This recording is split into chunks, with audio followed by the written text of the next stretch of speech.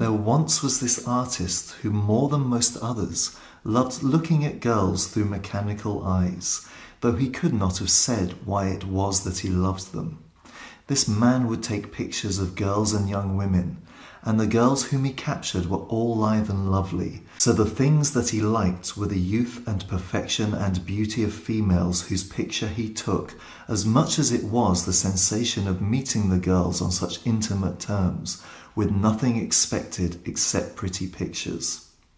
He never distinguished between the idea and the thing that it stood for, and never attempted to tell them apart. As if in answer to a prayer, the girls would come to him, or so he thought, present themselves as if coerced by magic, or so he thought. Though neither faith nor incantation were involved, and even though he paid them for their time and paid them well.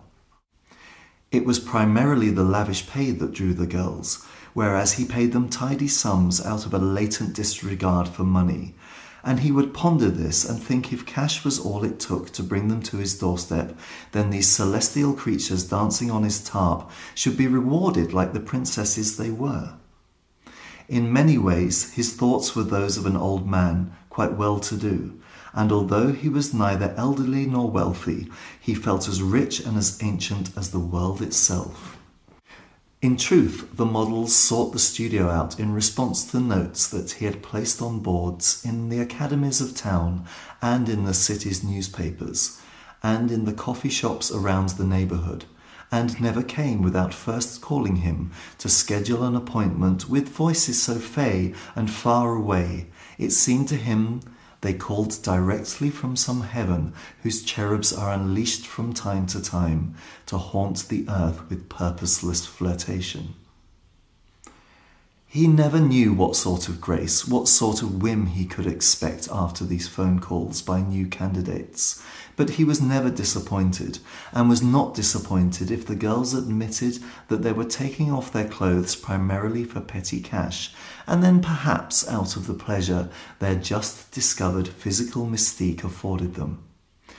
On set, they showed him what they wished his camera to see, and let it sample timidly at first, then brazenly their anatomical perfection.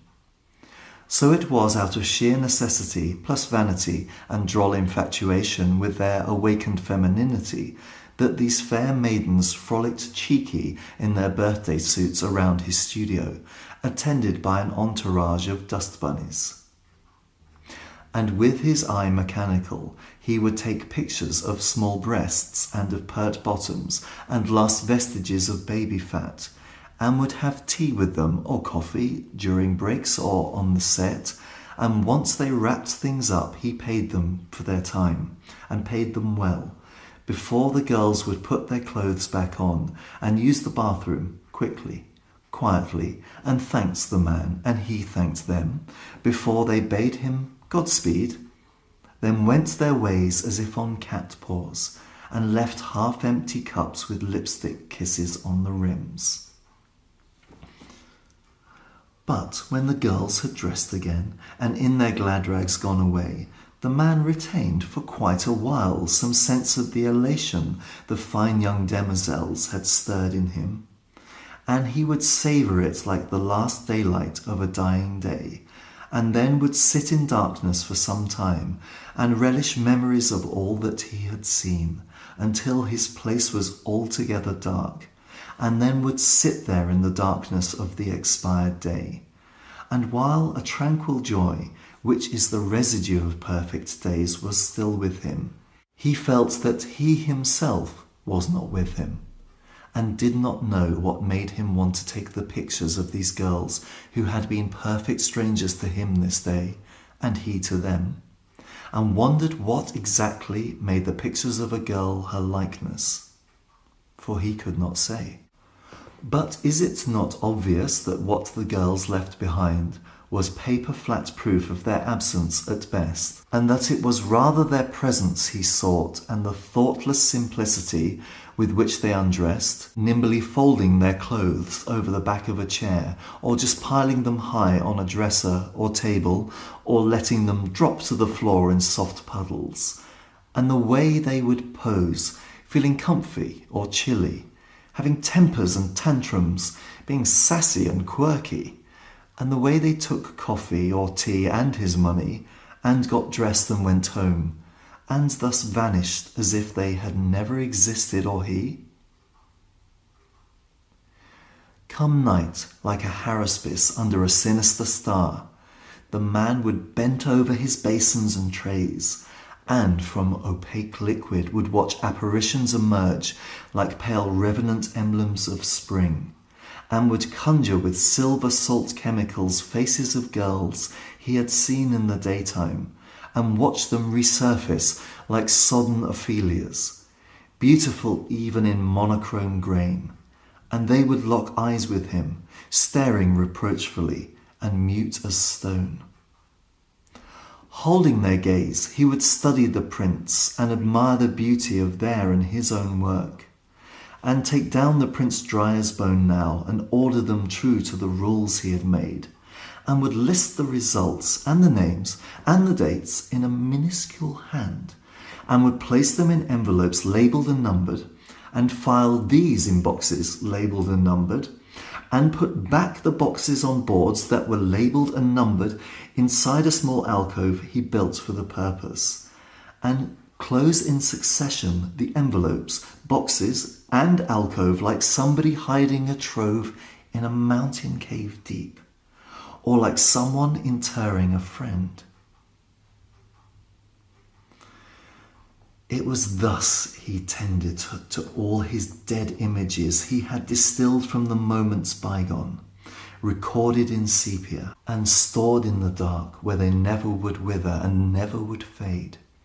And the girls were like dreams sunk in somebody's sleep, and as if he had buried a person once loved, he next would grow gloomy, and since he was mourning a loss he could neither forget nor remember, until he would drop into mortified slumber and soundlessly wheel through an unending night, and then rise in the morning, exhausted and speechless like no other man. Emerging from nights he spent like an alchemist, he would wake in a terminal state of fatigue, would wash and have coffee, eat bread and eat butter, and putter about and clean crumbs off the tabletop where he had sat. And though he was not a slovenly person, he thought that he was. And at times he imagined he smelled things uncouth where no trace of a scent was. And so he would wipe down and clean up and dust off his premises until it all shone in lustreless grace. During all this, he would think of the girls who had seen him so far, and would come to him yet, holding them up to the very few women who had chosen to be with him, lived with him, left him, and never arrived at any conclusion except that his lot was entirely luckier, as it let him admire these sassy lasses, and because, unlike him, and the ladies who left him, who were all now adrift on their road to perdition, these lilies would never more wither or wilt, never grow older or never be old. As of flowers, he said that for him it was better to behold than to pick, to be blessed to be privy to the girl's budding beauty, like a witness to something arcane and things sacred. What exactly he worshipped if not Lolita, and whose song he was singing, if not that of her stepdad, he could not have said. He did know, however, that what he loved most in this coven of lovelies was that notwithstanding their teenage shenanigans, they seemed so lost in the surf close to shore, blissfully clueless while getting wet feet from the treacherous footing of late adolescence, and called them his orphans, and called them his waifs, and his image of them and the names that he called them meant oh so much more than their warm-blooded selves. Well, was he aware he himself was no girl? That he would never be one, nor would have a daughter, knew perfectly well that his whimsical passion had nothing to go on unless it was so. For you cannot behold and admire yourself in the way he beheld and admired these girls. And while well aware that his thoughts were all figments, progressing no farther than a swing on a playground, he would, if he could, still have had it be otherwise, and would have himself be at one with the girls, and with all girls at that, and thus in effect be no longer himself. And it was in this manner and by way of such musings that mornings would find him and calm him, so that he could groom himself for the new day. But with these morning reveries concluded, he followed sketches he had drawn and set things up in the arrangement of the day, and after he had checked the light, God-made and man-made lights, he would pick cameras to use, and lenses that went well with them, and nifty filters that would modify the lenses, and finally select the films to match the lenses and the lights, and then would wait. And after having waited for however long it took, the girls eventually arrived, assuming that they did. Whenever one of them missed her appointment, or if one failed to show, he suffered instant bouts of sorrow out of proportion to whatever caused them, and would succumb to gloom and doom until eventually another girl, or else the tardy girl herself, arrived at last.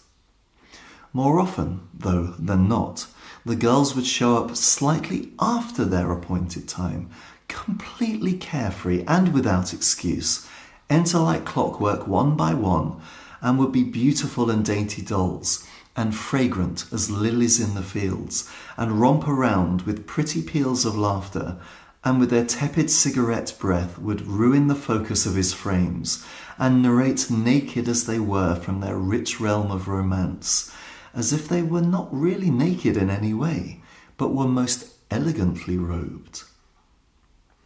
Then he would photograph the girls and capture them in ways that they would not be able to appreciate for their true flattery until much later in their lives, and would adore them in his own sweet way. And yet, while worshipping the ground they walked on, he never once presumed to want to touch them, never admitted to the thought,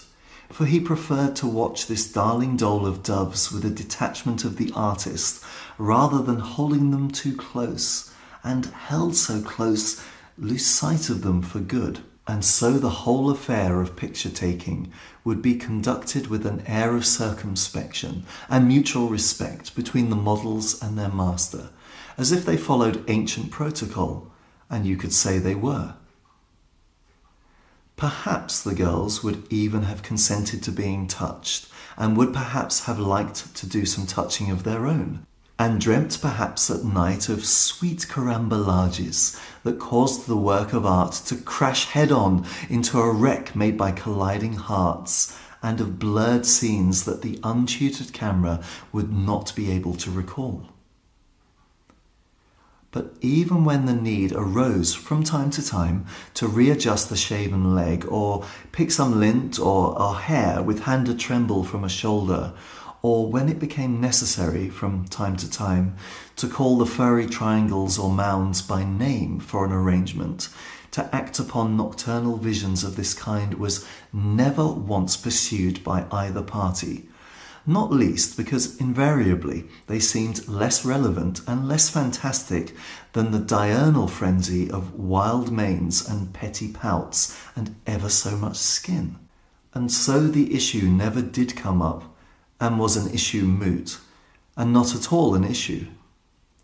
And once the strutting and the posing and the lounging had run its course, the girls would don again, fleet as the wind, their charivari of cheap finery,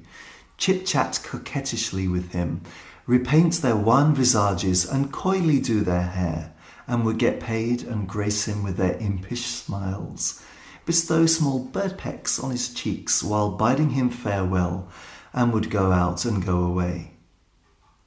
The merry tinkle of their laughter would scatter to the winds, and yet the man who loved these girls more than he loved his pictures would stay behind, and, with the foliage of his graceless icons already yellowing in their perennial autumn, he would be happy like no other man.